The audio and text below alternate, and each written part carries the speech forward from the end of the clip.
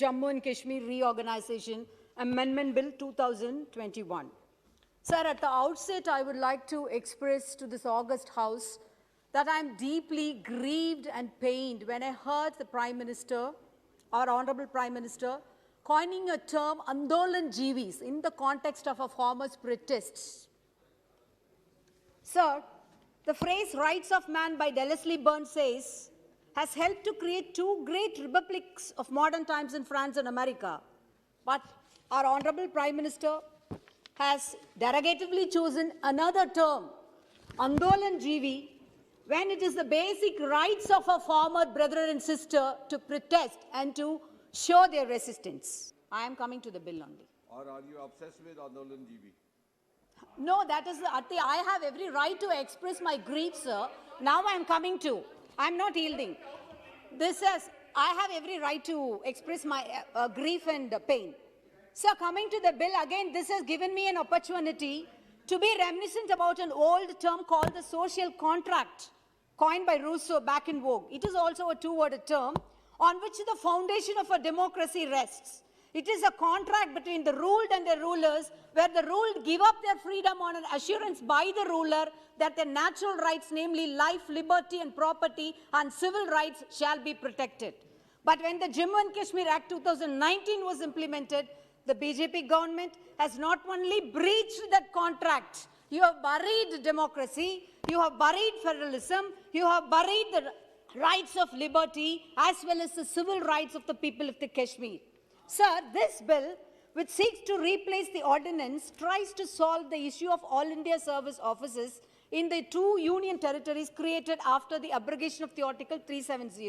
And I have a query in that, sir, which I'll be coming soon in a bit. Sir, when you promulgated that amendment, we were told that as soon as normalcy is returned, there will be, the status of the statehood will be restored. Sir, with this bill, our hope is now gone. We thought that was the last straw, but now this is the last straw. And you are going to be pinning up nail after nail after burying peace in Kashmir. Sir, in August 2019, you not only bifurcated a state, but reduced its status to that of a union territory, thereby increasing the direct central hand in day-to-day management. Sir, I am reminded of the famous opening lines of Charles Dickens' Tale of Two Cities, which said, this is the best of times and this is the worst of times. I would say this is the worst of times that India has ever witnessed in her pages of history. The BJP government has imposed all the draconian laws. You have imposed CAA, you have imposed NRC, and now the draconian anti-farmer laws, which were hanging like a Damocles sword above your head, and I'm sure definitely you will have repercussions in the forthcoming elections. Sir, I'm coming to the bill. Sir, has the BJP government opted for a referendum before revoking the Article 370? Has it cared to ask the opinion and consider the feelings? When you boast of a paperless budget, you are running a compassionless, commitmentless, dedicationless, visionless government which has brought such draconian laws. Sir, there is a tendency of the government to bypass in this parliament, to take over the people's rights and follow the ordinance route. And this is the route. See, repeatedly, sir, I'm coming, I'm not... repeatedly she is saying that the parliament has been bypassed. Similarly, Mr. Hasnain Saab also said, this bill was duly passed in this house, also in the other house. You are abusing the sanctity of the parliament. By reducing the stature of J&K from a state into union territory, you have not only failed to bring administration closer to people, but rendered a serious blow to our freedom. Sir, coming to the bill, coming to the statement of the object and reasons of this bill, it states that Section 88 of the said Act provides that the members of the cadres of Indian Administrative Service, Indian Police Service and Indian Forest Service for the existing state of Jammu and Kashmir shall continue to function on the existing cadres. There is a huge deficiency of the officers of all India services in the Union Territory of Jammu and Kashmir.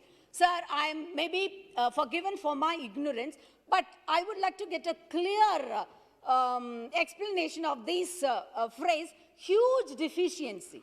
What do they mean by this huge deficiency, sir? And it is supplemented by another sentence.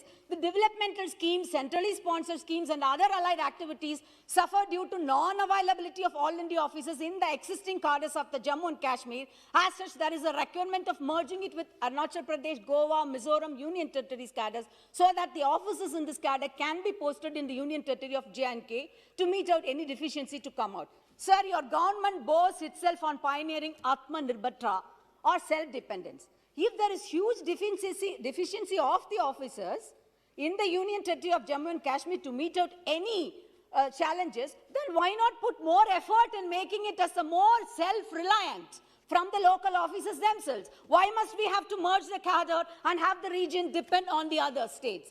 So here also I am reminded of a quote by Rousseau who said, to form a state, not only the intelligent or the competent enter the contract, but all, both intelligent and the non-intelligent. As parties to agreement, all are equal, though in other ways they are dissimilar. This is the meaning of political equality. How to make this real? It is difficult to say, but equality is not a chimera, and it is the duty of the government to maintain equality in even appointing or in even the maintenance of the cadre status. Sir, the section, coming to section 3 of the bill, which amends section 88 again, it says, the officers so born are allocated on Arunachal Pradesh, Goa, Mizoram, and Union Territories cadre shall function in accordance with the rules framed by the central government. Here the cat is out of the bag and the skeleton comes from the cupboard, because rules framed by the central government is the key sentence wherein the federal rights of the state are put at stake, and this is nail straightly placed on the coffin of democracy and the federal structure. If you are going to mandate this sort of modus operandi with a lot of brutal majority, what is the guarantee that tomorrow with the same modus operandi, the government can bifurcate states like West Bengal, Kerala and Tamil Nadu? Because I'm sure they are going to lose in the electoral mandate